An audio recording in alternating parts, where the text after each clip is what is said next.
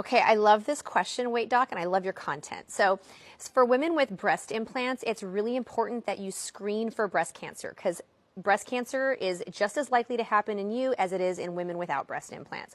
So the current recommendations are that you start at age 40 and do mammograms yearly from people in the breast community. I know there's some controversy with some of the big organizations, but let's start at 40 or 5 years before your youngest relative. So if you have a close relative that had breast cancer at 41, you're going to want to start at 36.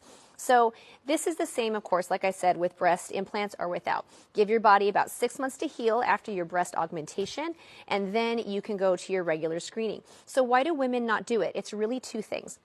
Thing number one is they're worried that it's going to rupture the implant.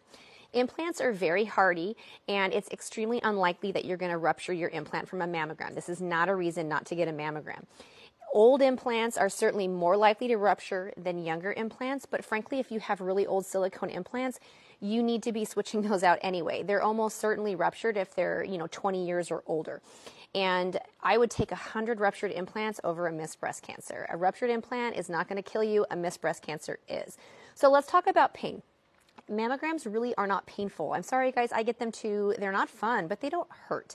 So get your mammograms. If you're worried about pain, that's not a reason to avoid it. There's additional views they do if you have breast implants. They do displacement views, and these are not particularly painful or different than the other views. Now, there's some women that just have pain in their breasts in general, and these are usually capsular contracture patients or women that have tight scar tissue that form around their implants.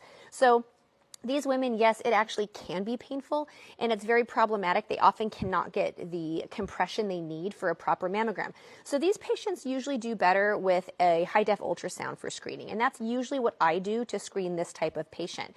But let me again add, if you have a hard contracture of a breast implant, this needs to be fixed. This is not something you should live with.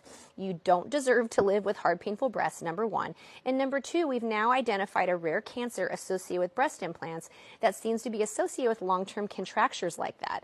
So, you deserve to have a soft, healthy, pain-free breast. So make sure if you have any of these problems, you're checking in with your plastic surgeon and figuring out how to solve them. So breast cancer screening is probably one of the most important things women do on a yearly basis, and breast implants should not change this. You should do exactly the same thing you did before implants, because again, breast cancer that is missed kills you, and you just got to get your mammograms, ladies.